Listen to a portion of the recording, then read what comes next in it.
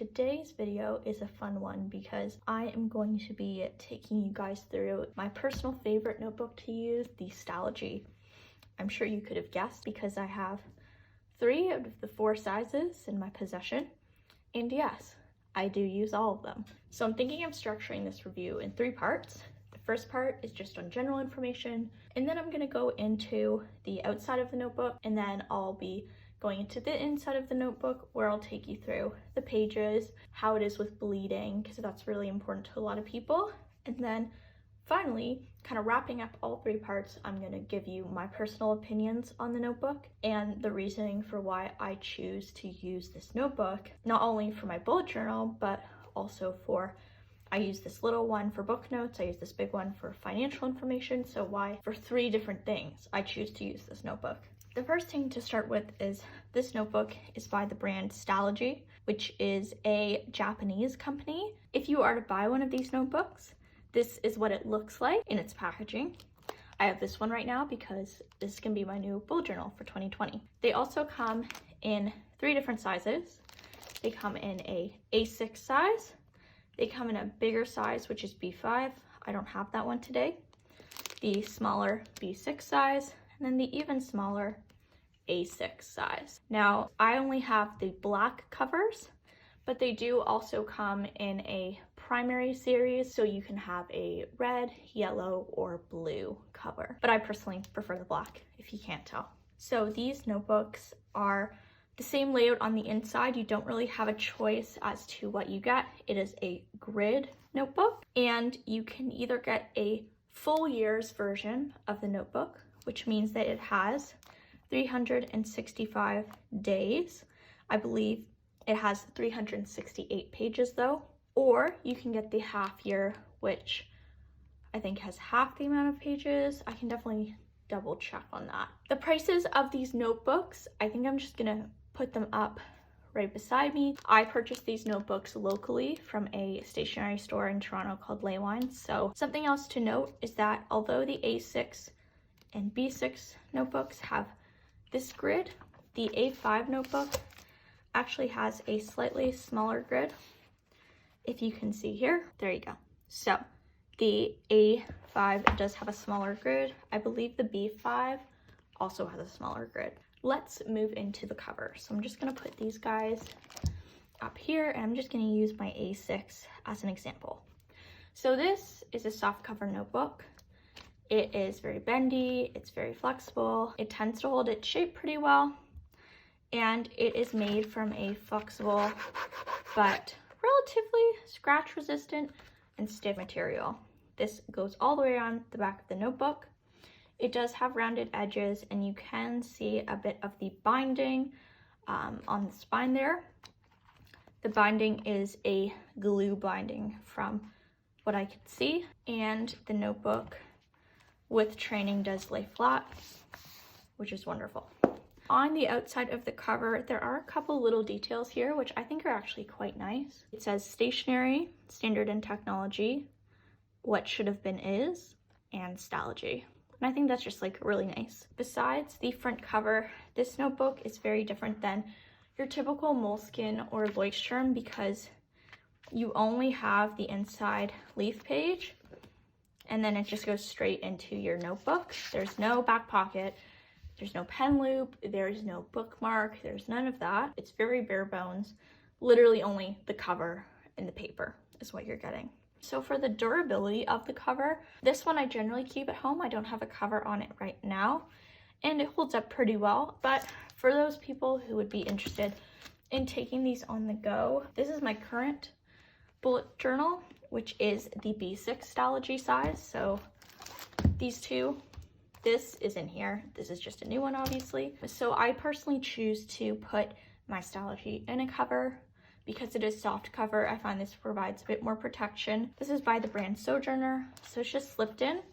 So I can't really speak to how durable it is in the wild without a cover, but with a cover on, it's perfectly fine. So then going into the actual paper quality itself, this notebook is often compared to Tomoe River paper, which is a very thin type of paper that absorbs fountain pen ink pretty well and doesn't ghost on the other side. This paper is not Tomoe River paper. It's very thin, like the Tomoe River paper. Someone on my Instagram asked me how this paper compares to a moleskin, and this paper is much thinner. It crinkles, you can hear that, and it will bend pretty easily, especially let's say you're erasing really hard. It can kind of bend and crinkle the page if you're not careful. And they're also a much brighter white. The Leuchtturm and Moleskine especially, tend to have cream pages. As you can see here, Leuchtturm on the top, Stalogy on the bottom. It's a pretty stark contrast. This is extremely white. This is extremely cream. Some other things to talk about the paper. It has a timeline along the side, which I don't use. And it also has very, very small dates at the top. Again, I don't really use that either. As you can see, I manually numbered the pages. That is something that this does not come with either. So because the paper is so thin, there is going to be a bit of there's definitely going to be ghosting, and there will be a touch of bleed through. As you can see right there, there is a bit of bleed through where I marked the 75 at the bottom of the 7 with that pen. So just going into, these are some notes. I use this as a reading journal, as I mentioned before, but if you look at my pages, you can definitely see this is a gel pen coming through the page.